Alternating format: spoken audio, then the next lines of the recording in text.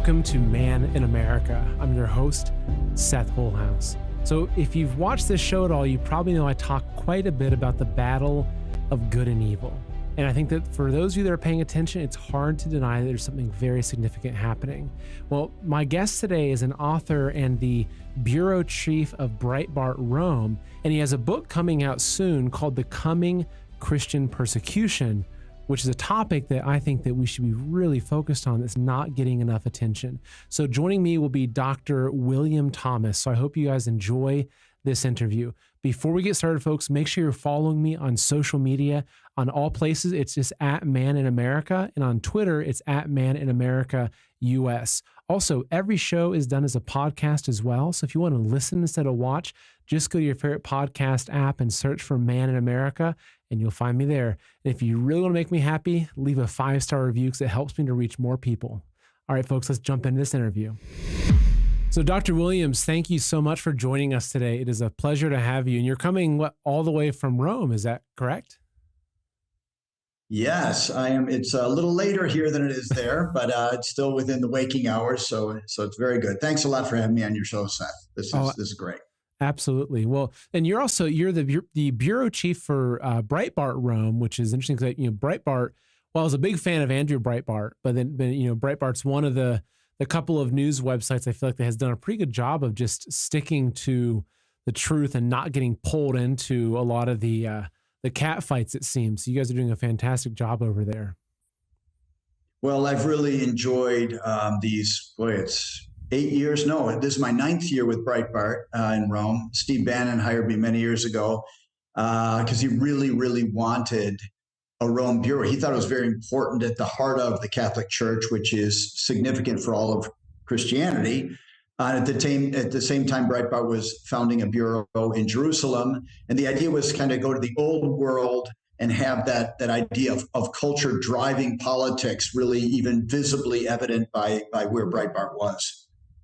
Yeah, I couldn't agree more. It's a very important place, and it's not just for Christians. I mean, it's the Vatican is the center of so much that happens in our world. Is affected by decisions coming out of there. So you have a book coming out, which when I came across it, I was really kind of blown away by the title of it, and it really made me want to talk to you. So you have a book coming out, which is out on March 20th, called The Coming Christian Persecution. And it's interesting because no one talks about this. I mean, if you look around, you can see it. It's like you can see so many different agendas that obviously seem to be targeting, really it's, white conservative Christians. Like that seems to be the target, and not just in America though. And it's a global phenomena. And so I'm really looking forward to this discussion, but why don't you go and start and just say, like, what is the coming Christian persecution? What do you foresee happening? Yeah, I mean, somebody asked me the other day why the title, and do I not believe that Christian persecution is already here, that we have to wait for it? And that's not the point at all. The point is that it's very much here, but every indication is that it's getting worse and not better. And that's why this kind of dire title about the coming Christian persecution is that it's around us. We're in the midst of it right now, but there's no signs of it letting up. And there's no signs of the West, the formerly Christian West, putting up any sort of resistance to the growing intolerance toward Christianity and towards Christians in public life, Christians who are trying to make a stand on moral issues, Christians who want to in any way allow their faith to influence their decision-making, their speech, their way of framing arguments. This is something, and it's the weirdest thing in the world because, as you mentioned, Seth, this is something that's happening in the West. It's happening all around the world with many different drivers of this persecution. But the fact that it's happening in the West, it's the matrix of Christianity. This is formed by Christian belief and Christian understanding of the world. It's a very, very strange phenomenon, but again, every indication is that this is just the intolerance is growing, and Christians are being more and more portrayed as bigots, as themselves intolerant, simply for holding on to traditional beliefs that were actually the patrimony of mankind up until just a few years ago. And you're right, because you're making the point that it's like, okay, even America, which was really founded on these Christian values, is now turning and attacking Christians. And so, you also make a point of saying it's already here, but it's going to get worse. I mean, with it getting worse, what does that look like? I mean, what is it?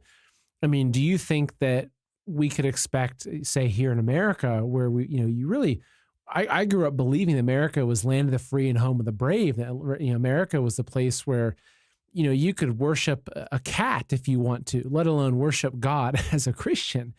And so, and how do you see that potentially going, and not to be kind of dire and doom and gloom, but how bad do you think it could get here in America?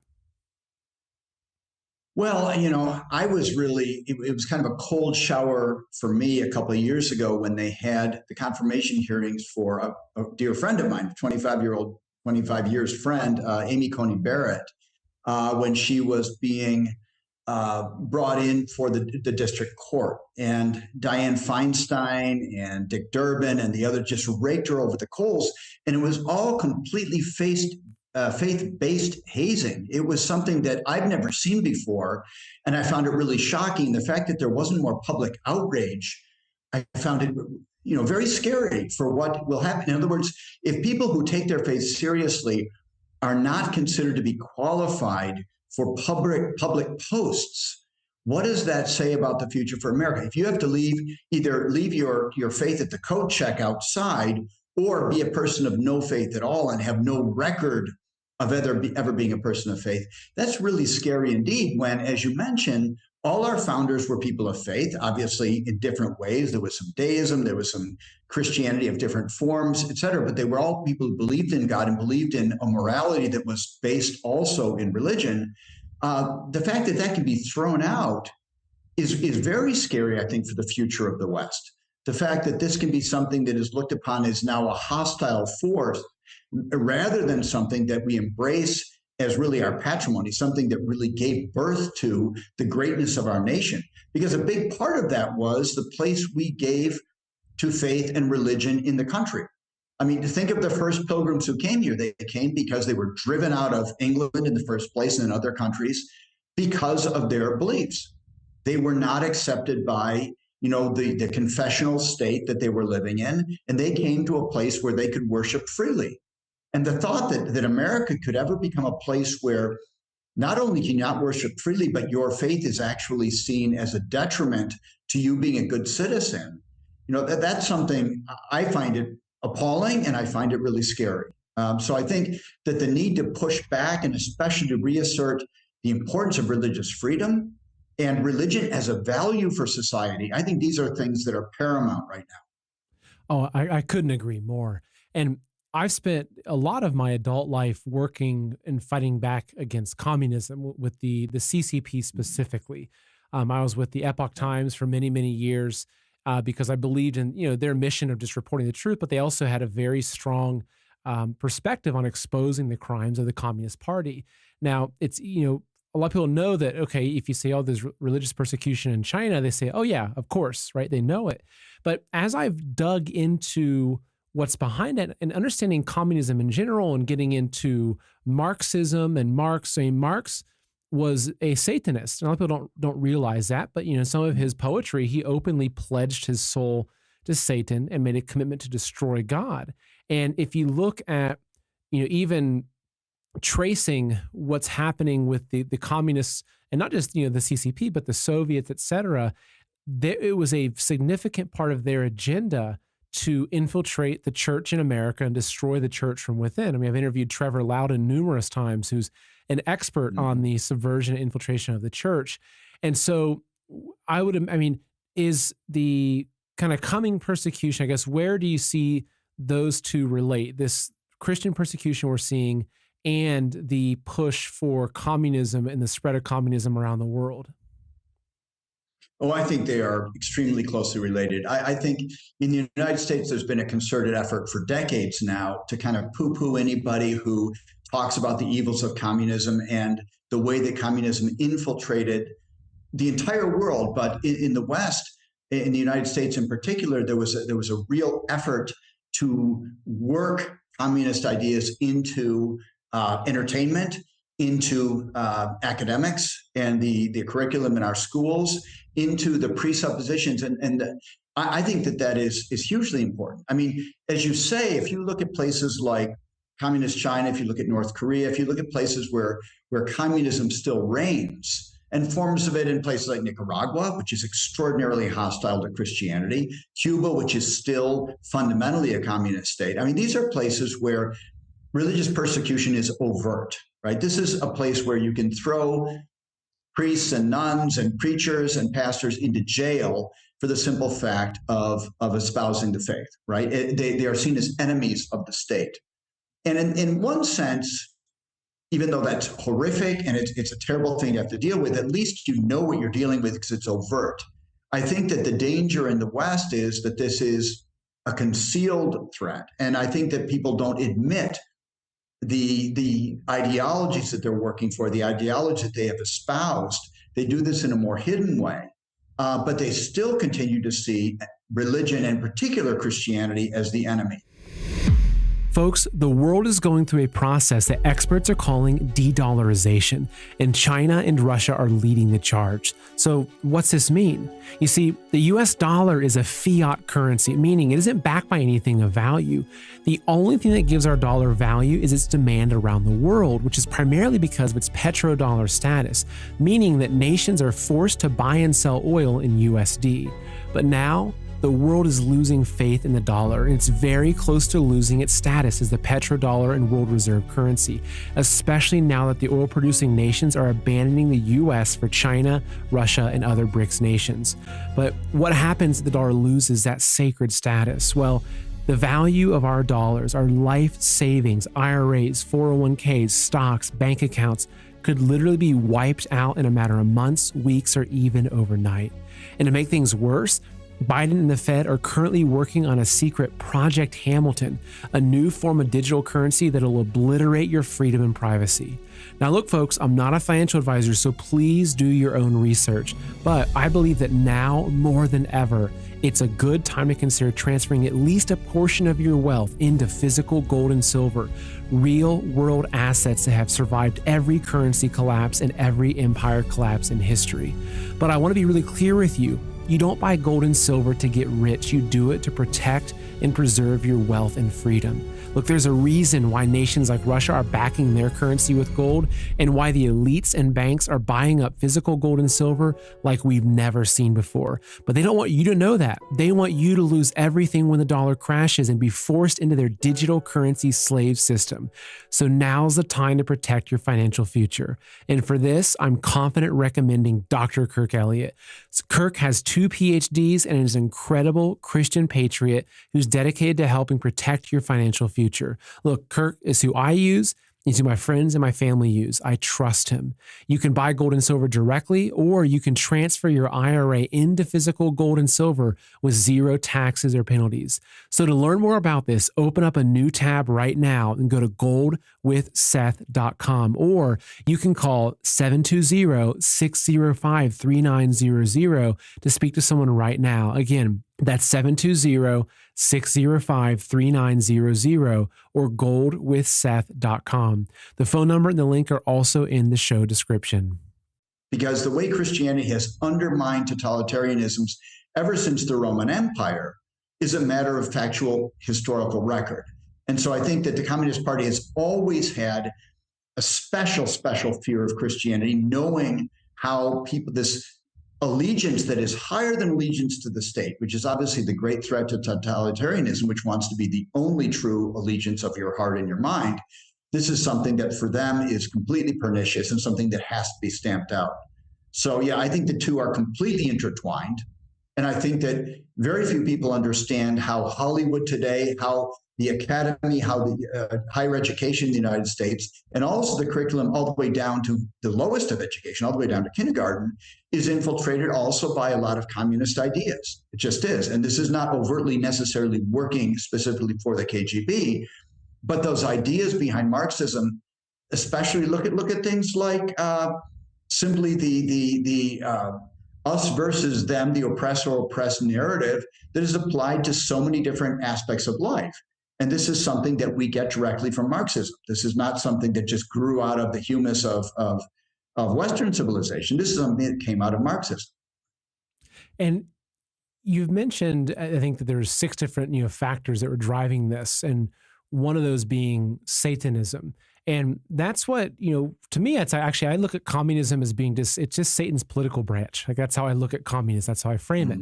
And so if we're framing this, because I really, within my own belief, feel like that we are in a significant kind of time period of mankind where there is a major battle of good versus evil playing out here. And that this is part of it. It's the same kind of battle of good and evil, I think, that was playing out when Christ was on earth. That there's significant forces, that the devil really has his hand in things, and God has his hand in things as well. And so with where we're at today, it's interesting because you can see that in so many areas, they're tearing down the old, they're tearing down the righteous, they're burning the Bibles, yet at the same time, they're promoting Satanism. And I am absolutely shocked at how much satanic agenda I'm seeing just in the mainstream, whether it's, I saw there was a very popular rapper. I saw a video from his concerts recently where in his giant, he had a stadium full of tens of thousands of people, and in his giant, digital backdrop, it was flashing the word Satan, right? There was I think it was one of the Disney cartoons recently that they had something about, said, "We love Satan" on some of the children's blocks that were arranged in there.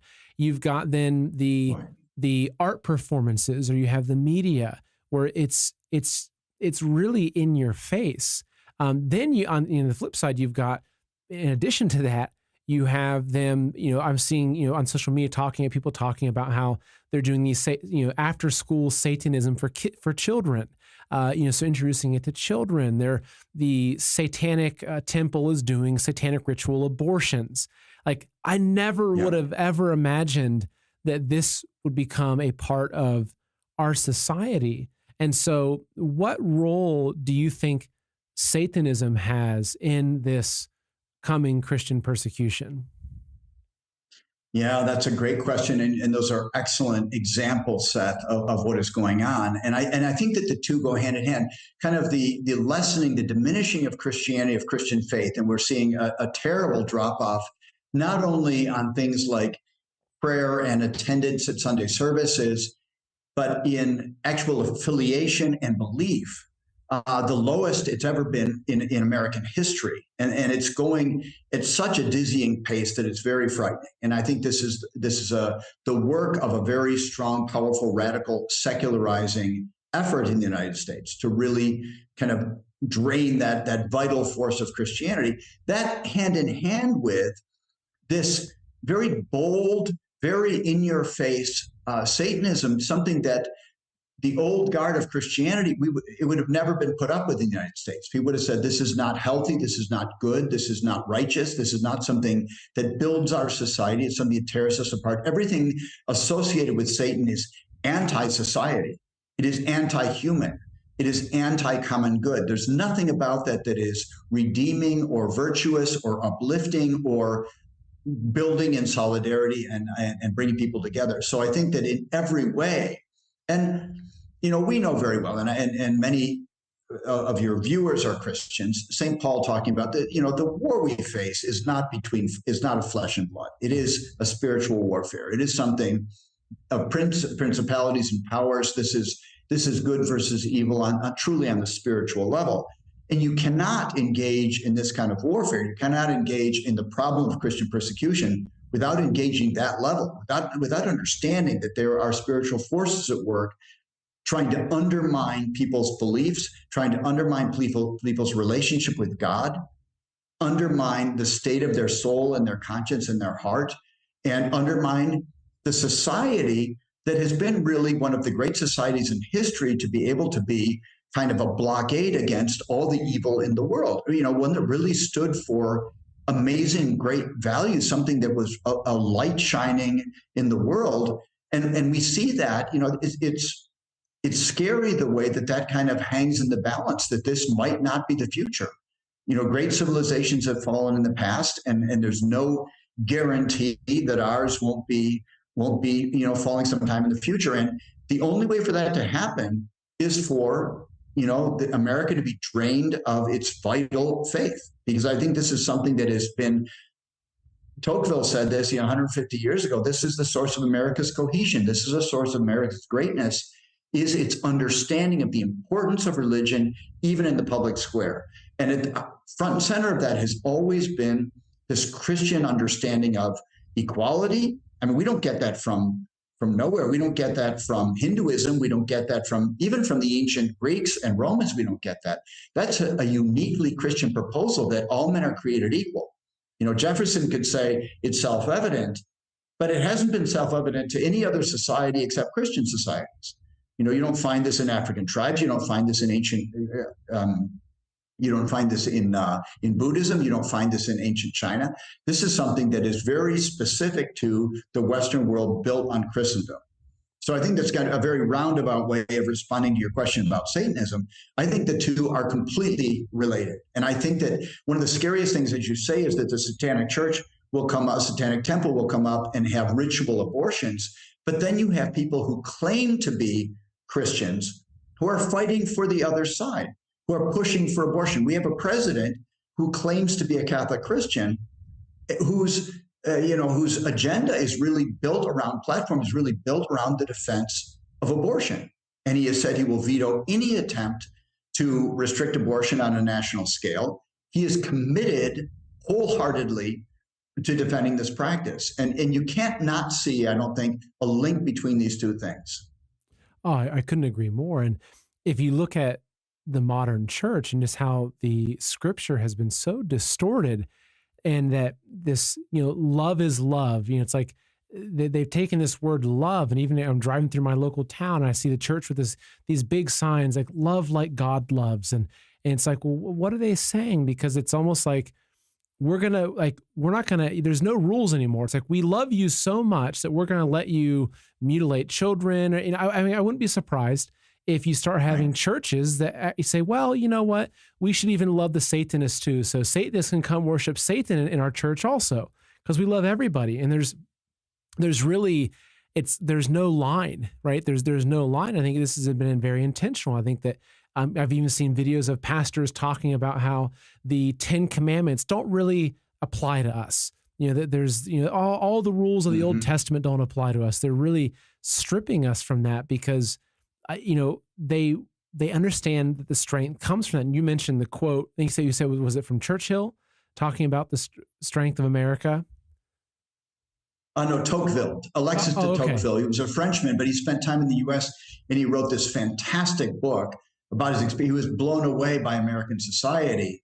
And anyway, it's called Democracy in America was the book that he wrote, and he wrote it in the 19th century, but it's just fantastic about how that was at the core of what made America great. And so that's interesting because there was, I was doing a show maybe 6 or 8 months ago on, China and the CCP in America. And the CCP, they had commissioned a study within one of the organizations, I forget which one it was, that was basically, it was a very long study to understand where America got its strength from, right? They're looking at, is it, the economic, World Financial Center? Is it because of, looking at all the different fundamentals of why America was such a strong nation? Because, the art of war, know your enemy, right? And they concluded in this that the single factor that gave America its most important strength was actually its spiritual foundation, and specifically within the Christian values. And so it's obvious, it's very obvious that it's like, well, is their goal to get rid of Christianity, say from the perspective of the CCP, or is their goal to get rid of America because they don't want America as a competing, superpower? And then realizing, well, the best way to get rid of America is to destroy Christianity and destroy the moral fabric of our society. So do you think that's a strong factor in this? Oh, 100%. And I think that it's hard to say, the chicken or the egg, which comes first, is the real long-term goal to destroy America or to destroy Christianity. I think the two go completely hand to hand. And I think that depending on who you talk to, their understanding of things it'll vary. And I think for a lot of them in communist China, the CCP, I think the understanding is America is the enemy, but they also understand how potent Christianity is. And you can see it by the crackdown of Christianity in their own country. Xi Jinping, as you know better than I do, has been ruthless. And it just gets worse and worse with the surveillance state that he's installed and the way that the Christians are hounded. And it's all about control. It's about keeping them in their place, because this force, if it's released, there's talk of being over 100 million Christians in China right now. That starts to become a critical mass that is very scary. I think if you are a totalitarian and you believe that the state is everything, that's a force to be reckoned with. And I think that he understands it there in his own country. The CCP understands it, but they also understand how important it is for the United States. And really the freedom of the United States, freedom in the biggest sense, freedom which is also personal freedom, which depends on also self-control and self-mastery and these different things that the virtue that Americans have always proclaimed as so important for the integrity of our nation. That kind of freedom that comes with people really being in control of themselves is something that's also very, very much based on that Christian practice and Christian belief that undergirds the founding of this nation. And for so long, it's been the case. And I think right now there's a concerted effort to stamp that out. I think all this talk about the enemy of Christian nationalism, you mentioned that before, if you're white, if you're Christian, they try to put these things together as if you're somehow, tied into Nazism or something just because of a Christian belief. And they tie to Christian nationalism as if you're trying to get rid of everybody else, but it's actually Christianity that made the United States so pluralistic. This openness to religious freedom is also a Christian idea. It's the antithesis of totalitarianism. We welcome that, ability of people of different faiths to live together and practice their beliefs. And we fight for that, and we uphold it, and we fight for people even whose beliefs are not what ours are. But we do that because of fundamentally Christian principles. And whether people like to accept that or not, if you look at the American founding, that is the fact. That's the historical fact of it. And so I think that, making Christians look like the enemy when Christians have actually been the backbone of the United States is a very insidious way of trying to attack America itself at its root, at its core. And that's why things like the 1619 Project, it's all about kind of shifting the founding. It's about shifting the bedrock upon which America is built and make it into something evil, make it into something different, twisting it and teaching young minds who don't really understand enough about our history, giving them all this confusion so they don't really know, is America good, is America bad, what do we really stand for? Yeah, and you said towards the beginning and talked about how when you're naming the book that actually your belief is that the persecution is really already here. And if you look across America and look through the churches in America, I would imagine that a large portion of the Christians would look around and say, here? No way. Like our church has become more open and we're now more accepting, and we're taking anybody in with any sexual orientation or any belief system or anything that they might say. There's no persecution. It's the opposite. There's just love everywhere. But there's also a portion of the Christians, and these are the ones I interact with the most, that understand what's happening. They understand the threat of communism.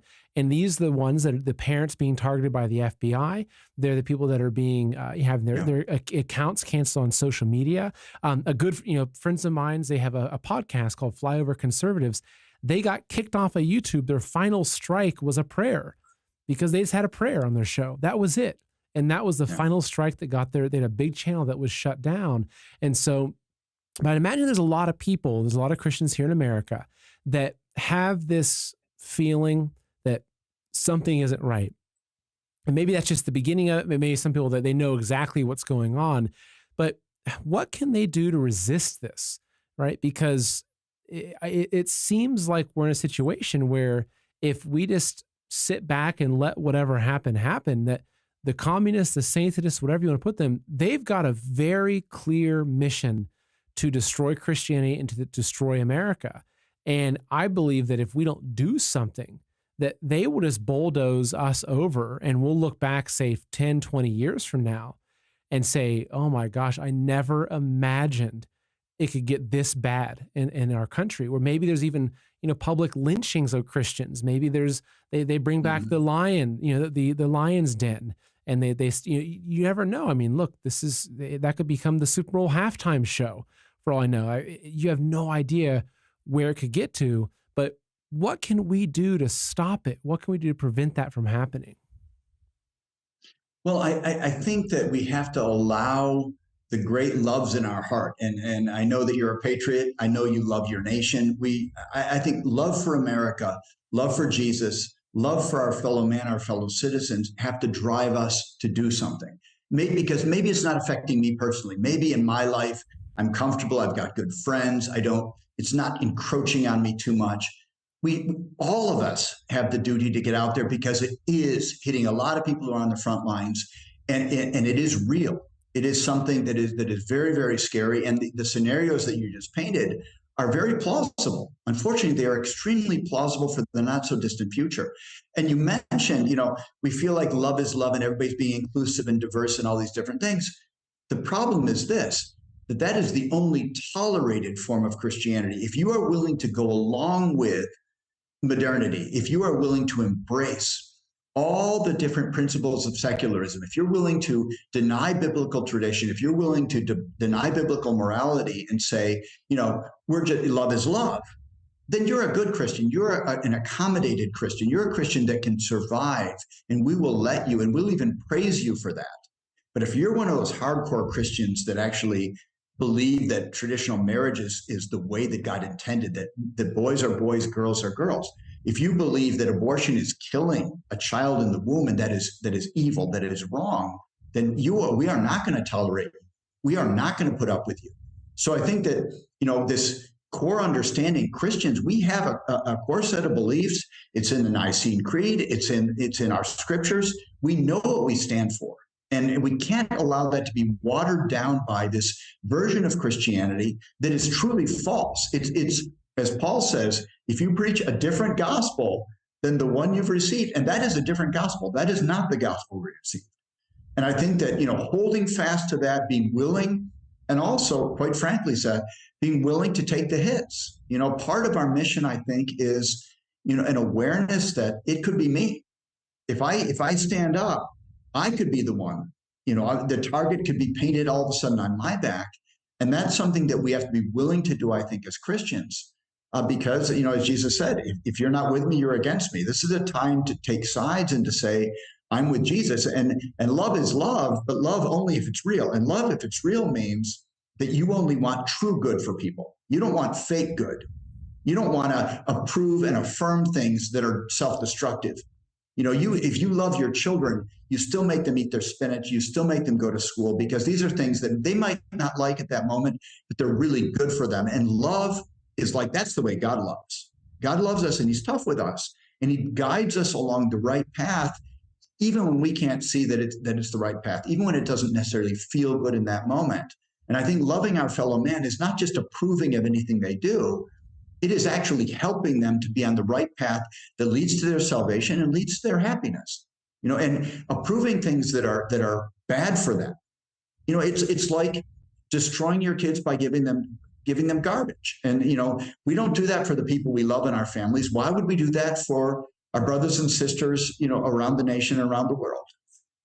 Oh, absolutely. Well, and around the world, this is one of the questions I did have is, where is the persecution the worst around the world? Because I would say, yes, okay, we're seeing things here in America, but it's not communist China where if you get caught with the wrong Bible, you're whisked away to a black jail and then you're put into their organ harvesting network, right? So, where are the pockets of persecution that are the worst places in the world? Well, the communist nations are among the worst for sure, especially China and North Korea. North Korea, if you look at the Open Doors World Watch list that they publish every year of the place where it's most dangerous to be a Christian, North Korea was number one this year for the simple reason, as you say, if you're caught with a Bible, if you're caught saying a prayer, let alone trying to teach somebody else a prayer, you will be put into a labor camp at best, shot on the spot at worst. And this is stuff, and they will torture your family. You know how terrible these things get in these totalitarian communist states. Another extremely bad place right now where you're most likely to die as a Christian is the country of Nigeria. Nigeria, where it's basically 49% Muslim Christian, but the Muslims completely have the upper hand, the Muslims that control the north, but they also control the government, and the Muslims that are also willing to do things that Christians don't do. And there are scores of Christians killed every month in Nigeria simply for the fact of being Christian. And there's a concerted effort of Islamization of that country, believing that Nigeria is destined to be an Islamic nation where pastors are hunted down, Christian villages are set afire, people are killed with machetes. It's a really horrific place to be a Christian. It's very, very, very dangerous. So, in a way, we in the West, we have it good. It's a softer form of white martyrdom, if you will, rather than the red martyrdom of blood. But it's a martyrdom nonetheless. And I think if we don't stand up, white inevitably leads to red. And if you don't stand up for the principles of our founding, the principles of our history, and the principles in particular of religious freedom, and I think even of the positive good that Christianity has done, that's another thing. We have to recapture the historical record of the good of Christianity. I mean, so many things we have today, hospitals, schools, universities, all these care facilities, these were all started by Christian organizations throughout history. These were never state-run. They became products of the state much, much later on, where the state moved into social assistance, moved into some of these things. But these were always the domain of the church. In all centuries past, these were all the invention of the church. Educating the poor, taking care of the sick, taking care of the blind and the homeless. This is part of the mandate of Christianity and something Christians always took very, very seriously. We need to recapture that narrative as well to hold up the historical record.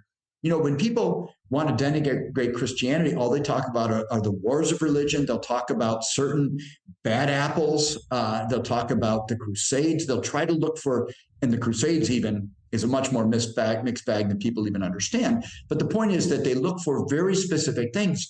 But the overwhelming history of the contribution of Christianity to society is remarkably positive in every way, even from the most humanitarian secular viewpoint. This has been an immense good for the human race. And this is something that people have done with nothing coming back, simply because they have the love of Christ in their hearts and have wanted to live out his mandate to love one another as he loved us and to treat everyone as another Jesus. And, when you're talking about Nigeria and the bloodshed that's going there, I couldn't help but thinking, it's like, yeah, that could be coming to America. Like that could come, you could have terrorist attacks targeting Christians. I mean, this is already starting to happen here. And I think that one of the greatest threats to America, or say one of the greatest obstacles, is the comfort here, right? I think that America is the slow boiling frog. And for a lot of people, they don't believe that like this could even happen. They don't believe that America could become that bad, or they don't believe that there is a threat like that. And it causes, I think, for a lot of them to just kind of ignore it. They say, well, that's communist China, but it's not going to come here. Like, look, I mean, I've done a lot of human rights work, and I can tell you that people are starting to really, I guess, wake up to these things. But, say 10 years ago, if I was talking to somebody about, persecution in China of religions in China, the common response was like, well, that's China. This is America. Like that'll never happen here. But I think that we have to realize, and this I think is an important part in breaking out of this, is that this is a war. And you mentioned earlier, this is a spiritual war. And if we looked out on the horizon and we saw, Nazi planes dropping bombs, or, we saw troops with guns, we would be acting very differently if we really understood what was at stake. But I think that actually it's part of the war. It's like kind of putting opium into the water stream of the enemy. So they're all so doped up, they don't realize that they're under attack. And I think that's what's happening in America, is that it's like you see it. Like that's why I was like, okay, this guy gets it, the coming Christian persecution. But so many folks here, it's a form of cognitive dissonance. They don't want to accept that there's a threat because life was so comfortable before. And ever since COVID, they just want to get back to that normal. They just want to get back to how things were before COVID started. And they have these memories of that, but they don't realize what's coming. And that, I think, is one of the greatest threats that we have in America. That is such a good image, the slow boiling frog. And I think it's so true. And I think that comfort can be like a drug that keeps us from seeing the reality we have around us. You brought up earlier, Seth, a really important contemporary drama that's happening. When we see FBI forces arresting a priest and arresting people praying outside an abortion clinic or for praying in public, that has to be a wake-up call. When you see public security forces that we as Americans have always looked to with esteem and we've always trusted them and we've seen them as our defenders, and we see them being actually hostile toward and singling out and targeting people of faith, that's a really, really scary scenario. And I think it's one that has to be a wake-up call. If that's the way those government forces can be used, and just because we have an administration right now that's particularly, I think, hostile to a certain sort of believer because they see that as working against their agenda,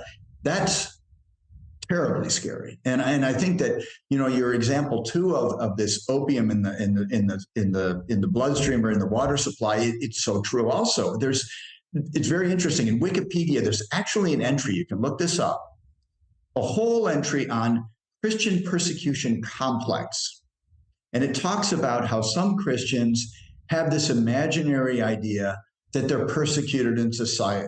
And they like to talk about this because it makes them somehow better Christians than persecuted. Can you imagine for a moment if you put in Wikipedia Jewish persecution complex or Muslim persecution complex, you would be assailed by people saying this is a violation of the most basic human right. How can you possibly do this when anti-Semitism is so real, when anti-Islamic sentiment is so real, and there's so much violence?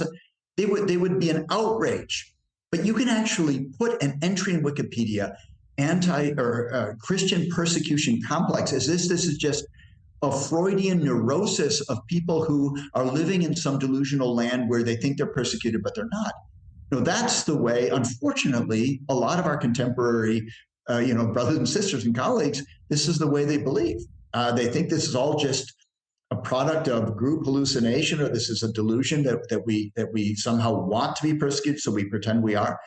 And they fail to look at the facts on the ground that we see every single day. It gets worse and worse. This is a reality. This is not something that is in somebody's mind. This is something that in the newspapers, because it's happening in schools, it's happening in universities, it's happening in businesses, and it's happening in politics. How do you think we can get more people to understand what's happening? You are working in the media, which I think is one of the most important functions, having people in the media reaching people. And that's also one of the big reasons why I started this show, is because I wanted to have a venue to reach people and help give people information that can, I think, help them wake up from that kind of opium slumber. But how can folks that are watching or listening that say, gosh, I got to do something, what are the steps you'd recommend them to take to really help wake more people up to this? Well, I think we need a lot of fellowship and camaraderie and community among believers in the first place, because I think some people can feel very much alone and they don't really feel the vocation to be John the Baptist, voice crying in the wilderness all by themselves. And I think that backing each other up and sharing our stories and sharing our understanding of what's going on so that we really can draw from other people's experiences as well, I think that's really important. The Christian community has always found strength in its unity. It's always found strength in this communion of saints and praying for one another, supporting one another. So I think that's one thing. Another thing is keeping informed. I think you're not going to get it on CNN. You're not going to get it on NBC. You need to look for alternative media. Need to follow these things. And there are great, for example, Christian watchdog sites that monitor Christian persecution in different places. It doesn't take a huge amount of effort to follow that and just make it part of our staying up on the news. Make sure that we're aware of those things. So it doesn't come as a complete surprise when people say, oh, do you know that 120 Christians were killed in Nigeria last week? Oh, really? I didn't read, I didn't hear that on CNN. Oh, of course you're not going to. You have to look for where you're going to get that kind of news, because you're not going to get it from mainstream media. So I think that's another big part. And thirdly, I think we have to, so there's the fellowship aspect, the inform ourselves and keep ourselves up on what's going on aspect, and then what we can do to actually build a counter narrative and actually reinforce religious freedom and its importance in our society. And I think we need to stand up to the forces that are acting against that, whether it's the radical LGBT agenda that's trying to say Christians have no right to have these Christian beliefs that believe that homosexual sex is evil, that it's sinful, without hating obviously the person, but they will try to paint that as bigotry, and we have to stand up and say, you know what, that's not bigotry. Not what's bigotry is you not accepting the fact that somebody can find your behavior objectionable. When I do things that are wrong and people put it, say that was wrong, they have every right to do that. And we have every right to say, I love you very much, but there are certain things that's objectively wrong. That is not good for you. It's not good for our nation. And it's certainly not pleasing to God. And nothing you can say or do is going to make me change my understanding of that, because that's something that, first of all, I've received from revelation, but also which we see from experience, that this is something that destroys people's lives. This is not something that builds up and makes people better and more virtuous. No, it isn't. You're right. It does absolutely destroy their lives. So knowing all this and seeing all this, and this is what I find to be one of the difficult things of being in the profession of just really understanding what's happening in the world, is that it's a pretty dark outlook sometimes. When you look at the strength of the evil and the sophistication and the planning and the financing and everything, it can be quite overwhelming. But do you still have hope? I mean, do you still find hope? Do you think that enough good people will stand up and say, we're not going to allow this to happen? I'm not gifted with prophetic foresight. I don't know. I do believe it's possible. And because it's possible, I think we have the duty to fight to make that a reality. I don't know the way things will turn out. I think that, as Christians, our fundamental true hope is in eternity. It's something that's in God. It's in salvation. It's in his ultimate victory, a victory that he's already won and that we already share in. But at the same time, it's incumbent upon us to fight for our society, to fight that other people are allowed to share in those freedoms that we have lived and that we have loved. I mean, they've allowed us to flourish in our faith as a nation, and it's been a great gift. And it's why other people have also come to the nation looking for that freedom, looking for that ability to freely profess faith in the public square. I think this is something that we owe. We owe to our children, we owe it to our brothers and sisters, we owe it to the future generations that are coming to find an America that is as beautiful as the one that we were born into. And I think that regardless of what the outcome will be, you cannot stop fighting. We can't know the outcome. We do not know. And God never promised that we're going to be ultimately successful here. Jesus said, when the Son of Man returns, will he find any faith on earth? He left it as a question. He left it as a challenge, I think, to us. Let's make sure that there is. Let's make sure that when he returns, there is faith on earth, and at least he'll find it in me. At least he'll find it in my family. At least he'll find it in those people that my life is able to touch, so that he will have the consolation of seeing that flame of faith is still alive. And I think it's really on all of us that are aware of this to have, to become the center of that, to help strengthen those around us and help keep that flame alive. Brilliant words about the future. And there's a lot of wisdom in that. So I want to bring your book up for folks to check out before we conclude here. So you can pre-order it, right? It's available on March 20th, The Coming Christian Persecution. And again, it's by, Dr. Thomas Williams. Yes. Okay. You can follow him on there. And do you have any final closing thoughts for everybody? Well, I like to just go back 2 seconds to your aspect of hope. I think we need to have hope. I think we need to be realists.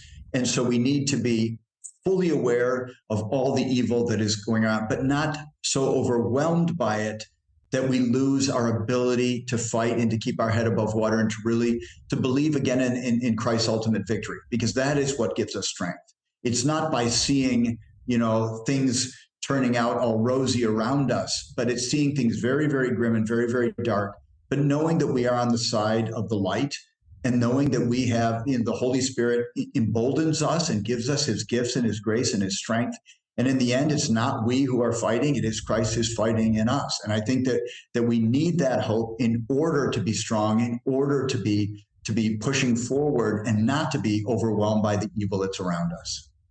Very, very important to remember that. And I know I have to remind myself of that also, that, okay, I need to make sure that I'm balancing out the dark research into the, Agenda 2030 with, watching Little House on the Prairie. I have to make sure that they keep that balance there. So, well, Dr. Williams, thank you so much for joining us today. It's been a pleasure speaking with you. And I hope that a lot of folks go out and get your book, because we have to know more about this topic here.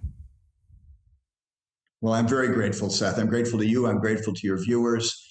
Thank you so much for allowing me into this beautiful program. You have this beautiful apostolate, if I may call it that, this mission you have as a patriot and as a man of God. So thank you. Absolutely. Thank you. Have a wonderful day.